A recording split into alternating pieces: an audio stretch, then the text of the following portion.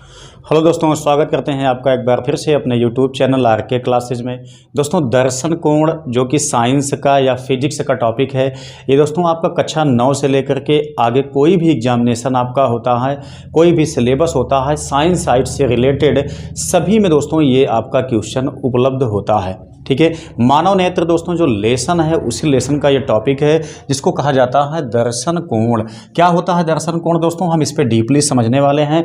आपका कोई भी एग्जामिनेशन हो दोस्तों, ये क्वेश्चन आपका बहुत ज़्यादा पूछा जाता है। दोस्तों यहाँ पे बात को ध्यान से समझेंगे। जो दर्शन कोण होता है, दर्शन कोण पर ही डिपेंड होता है किसी वस्तु का हमारी आँख से स्पष्ट दिखाई देना। ठीक है, दर्शन कोण यानी कि कोई वस्तु जो होती है वो हमारी आंख पर जितना कोण बनाती है वही कहलाता है दर्शन कोण। ठीक है, विजुअल एंगल, दर्शन दिखाई देने वाला कोण, इसको हम ऐसे भी समझ सकते हैं। आप देखेंगे यहाँ पे तो आप जैसे हम इसको समझने की कोशिश करते हैं, ध्यान से बात को समझिएगा। ये मान लेते हैं आपका मानव नेत्र है। मानव नेत्र में जैसे ये दोस्तों रेटिना है। रेटिना पे हम जानते हैं कि लेंस से अपवर्तन के पश्चात जो भी प्रकाश किरण रेटिना पे पड़ती है, रेटिना पे कटती हैं, तभी हमको रेटिना पे प्रतिबिंब हमारा बनता है, हमें वस्तु स्पष्ट दिखाई देती है। तो ध्यान से समझेंगे। यहाँ पे मैंने एक वस्तु ए बी लिया हुआ है, यहाँ पे देखेंगे ए डैश बी डैश लिया हुआ है।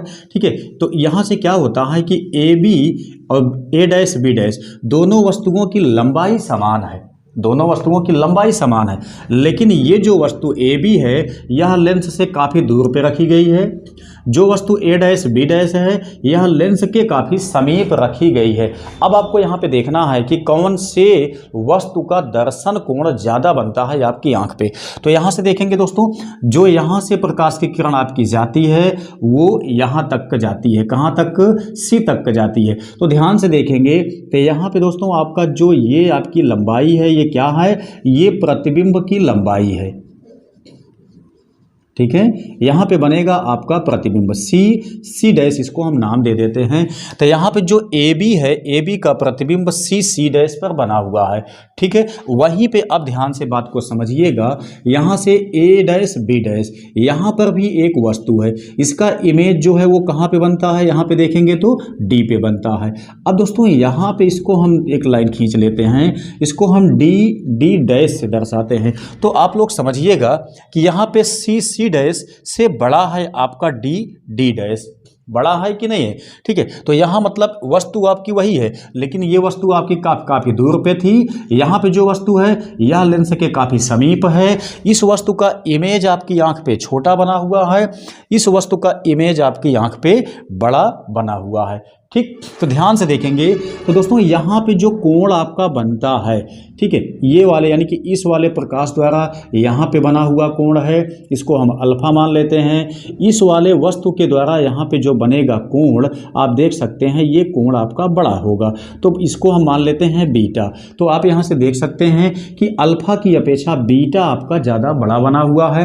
दोस्तों यहाँ पे जो अल्फा है, बीटा है, इन्हीं को कहा जाता है दर्शन कोण। तो दोस्तों यहाँ पे दर्शन कोण का मान हमने देख लिया कि जब दर्शन कोण का मान बड़ा होता है, यानी कि अल्फा आपका ए बी वस्तु के लिए है, बीटा आपका ए डैश बी डैश के लिए है। जैसा कि हमने आपको बताया कि ए बी आपका लेंस के दूर है और जबकि ए डैश बी डैश आपका लेंस से समीप है। इसका मतलब ये हुआ कि बीटा आपका कोण बड़ा है, बीटा कोण बड़ा का मतलब दर्शन कोण बड़ा है। बीटा की वजह से यहाँ पे जो वस्तु है इसका प्रतिबिंब भी बड़ा बना हुआ है। ठीक है, तो यही होता है आपका दर्शन कोण। आपको इस तरीके से दिखा भी देना है, और सिंपली बताने के लिए मैंने आपको बताया कि किसी वस्तु द्वारा आंख पर बने कोण को कहा जाता है दर्शन कोण।